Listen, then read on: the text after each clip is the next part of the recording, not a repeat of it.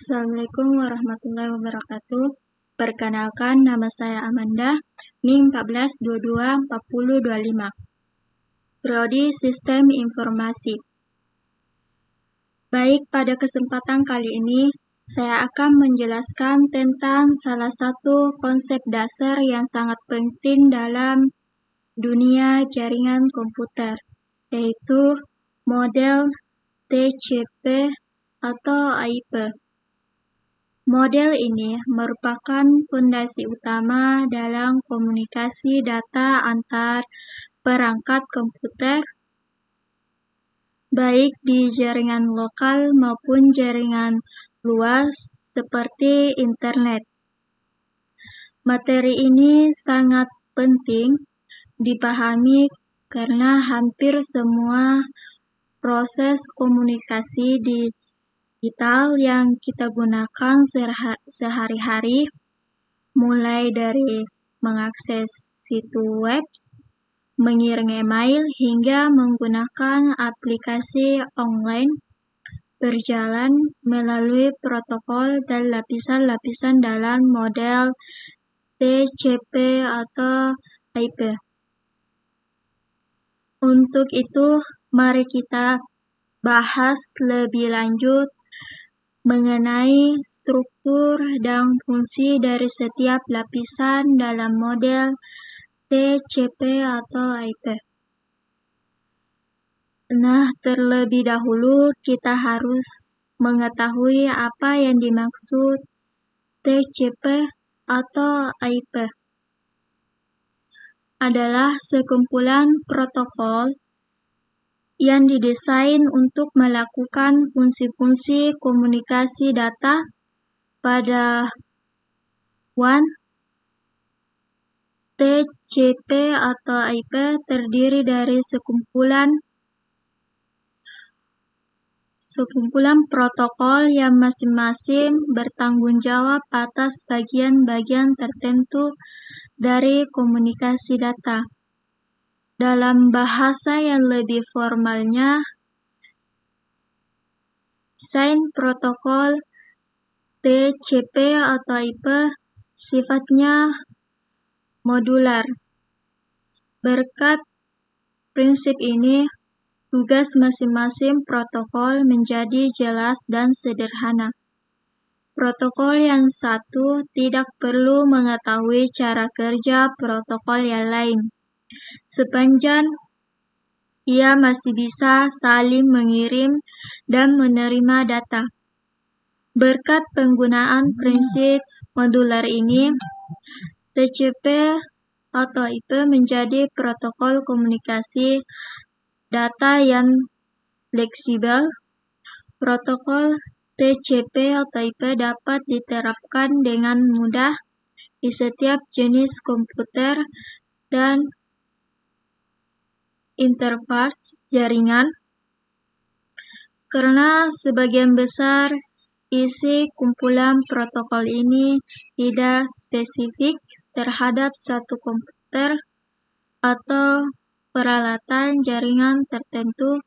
Agar TCP atau IP dapat berjalan di atas interface jaringan tertentu, hanya perlu dilakukan perubahan pada protokol yang berhubungan dengan interface jaringan saja. Yang pertama, application layer atau lapisan aplikasi. Fungsinya itu berinteraksi langsung dengan aplikasi pengguna akhir seperti web browser, email, dan FTP. Contoh protokol yaitu HTTP, FTP, SMTP, dan DNS. Perannya itu memberikan layanan jaringan kepada aplikasi agar pengguna bisa berkomunikasi melalui jaringan.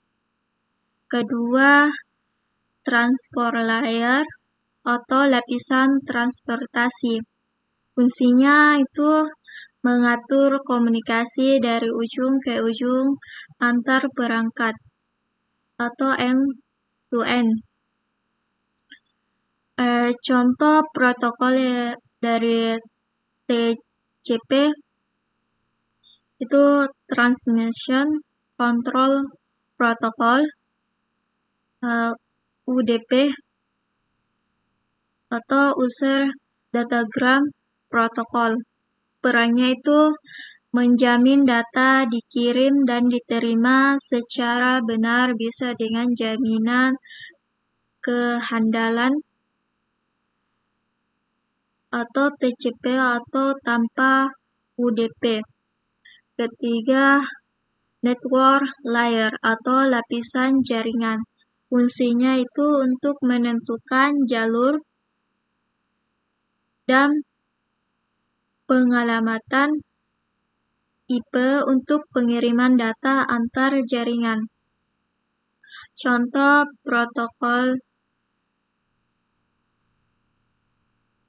protokolnya itu IP dan ICMP. Perannya untuk menentukan kemana data harus dikirim berdasarkan alamat IP tujuan. Keempat, link layer atau lapisan tautan data. Fungsinya itu mengatur pengiriman data antar perangkat dalam jaringan lokal, misalnya LAN. Contoh teknologinya yaitu internet dan Wi-Fi.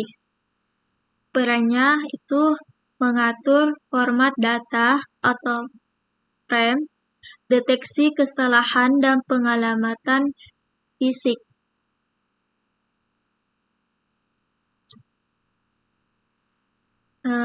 Kelima yaitu physical layer atau lapisan fisik. Meskipun model TCP atau IP resmi hanya terdiri dari 4 lapisan, pada gambar juga dijelaskan bahwa ada lapisan kelima yang kadang disertakan, yaitu fungsinya mengatur aspek fisik dari komunikasi seperti kabel, sinyal listrik, antena, dan konektor. Perannya itu menyediakan sarana fisik untuk mengirimkan data dalam bentuk sinyal elektrik atau gelombang radio.